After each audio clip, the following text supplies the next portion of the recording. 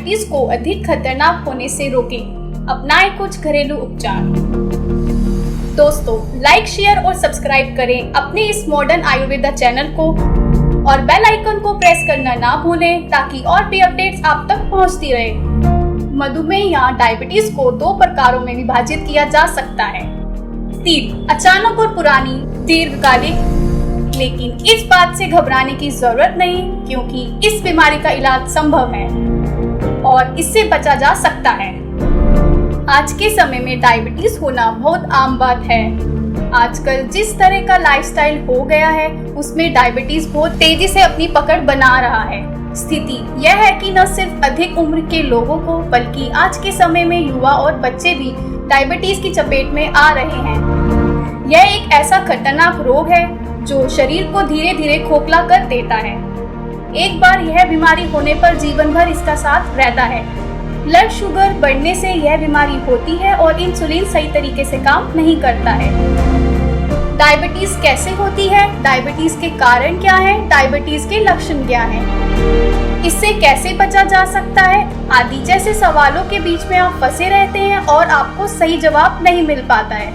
आज हम आपको डायबिटीज से जुड़ी हुई हर जानकारी दे रहे हैं। डायबिटीज के कारण।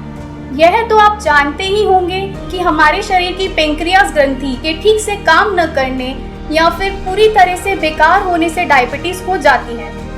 दरअसल पेंक्रियास ग्रंथि से तरह तरह के हार्मोन्स निकलते हैं। इन्हीं में से है इंसुलिन और ग्लूकान। इंसुलिन हमारे शरीर के लिए बहुत उपयोगी है।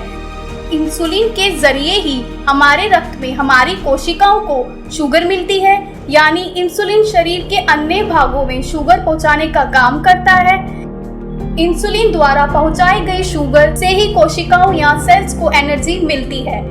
डायबिटीज का कारण है इंसुलिन हार्मोन का कम निर्माण होना। जब इंसुलिन कम बनता है तो कोशिकाओं तक और रक्त में शुगर ठीक से नहीं पहुंच पाती, जिससे सेल्स की एनर्जी कम होने लगती है और इसी कारण शरीर को नुकसान पहुंचने लगता है, जैसे बेहोशी आना, दिल की धड़कन तेज होना इत्यादि समस्याएं होने लगती हैं। डायबिटीज के होने का मुख्य कारण आनुवांशिक भी होता है। यदि आपके परिवार के किसी सदस्य, माँ बाप, भाई बहन में से किसी को है तो भविष्य में आपको भी डायबिटीज होने की आशंका बढ़ जाती है। डायबिटीज के लक्षण क्या हैं? सारा दिन थकान महसूस होना, हर रोज भरपूर नींद लेने के बाद भी सुबह उठते ही आपको ऐसा लगना कि आपकी नींद पूरी नहीं हुई है और शरीर थका हुआ है। ये चीजें बताती हैं कि खून में शुगर का लेवल लगातार बढ़ रहा है। जब शरीर में ज्यादा मात्रा में शुगर इकट्ठा हो जाता है तो यह यूरिन के रास्ते से बाहर निकलता है, जिसके कारण मधुमेह रोगी को बार बार यूरिन आने की शिकायत शुरू हो जाती है। मधुमेह होने पर बार बार यूरिन आने लगता है।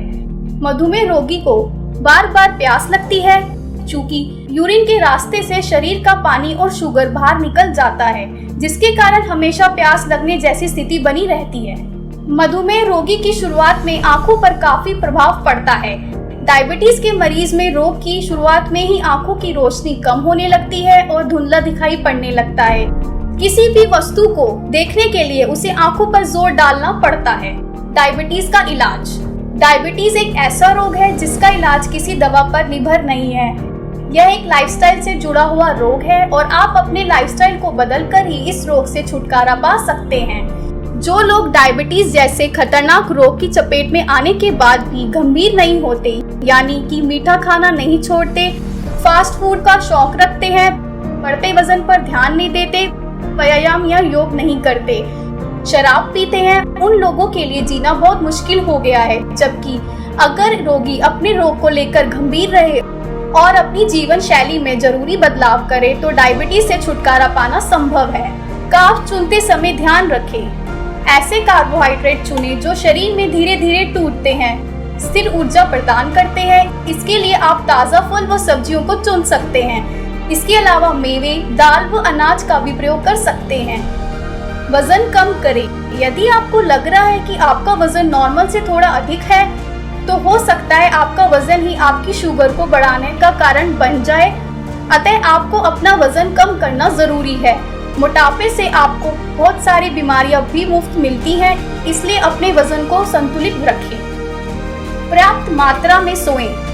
बहुत अधिक या बहुत कम नींद लेने से आपकी भूख बढ़ सकती है। ऐसे में उच्च कार्ब वाले खाद्य पदार्थों का सेवन बढ़ सकता है, जो कि वजन बढ़ाने का कारण है। यही हृदय रोग का जोखिम भी बढ़ाता है, इसलिए रात में 7 या 8 घंटे की नींद लें।